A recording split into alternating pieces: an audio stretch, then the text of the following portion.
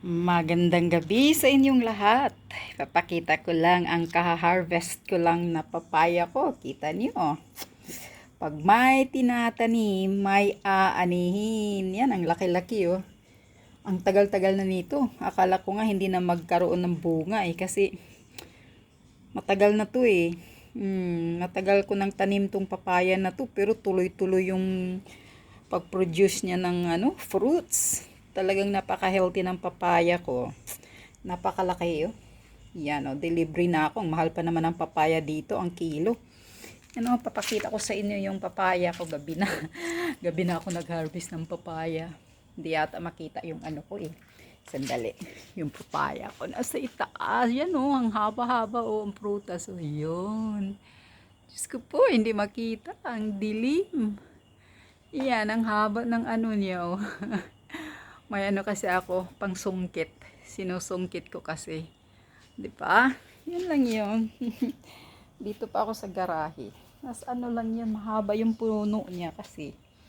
So, ito yung papaya ko. Kahapon nag-harvest din ako ng isa. Talagang hinog siya dun sa puno. Ang tamis-tamis. Sa awa ng Diyos, napakatamis talaga nitong tanim ko na papaya. Kasi pinapabayaan ko muna siyang mag-yellow doon sa puno bago ko kukunin. Yan, no? So, mayroon na naman akong papaya. Araw-araw, kumakain ako ng papaya. Isang araw. Yung ito, malaki. 2 beses ko to kainin.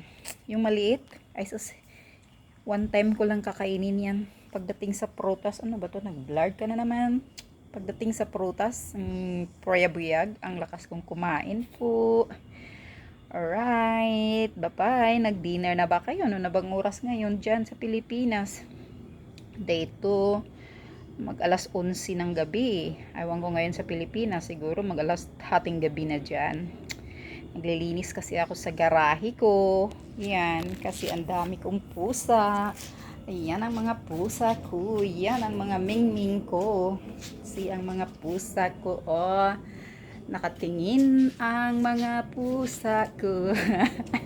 Lolo, Lily Queen, nakatingin. Oh, naglilinis ako kasi katatapos lang nilang kumain. Yan ang mga babies ko. Yan o, yung ano ko. Black cat ko dito. Yung dalawa. Yan. Yan si Nala, oh, tulog sa itaas.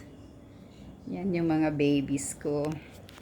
Oops, that's all. Bye-bye.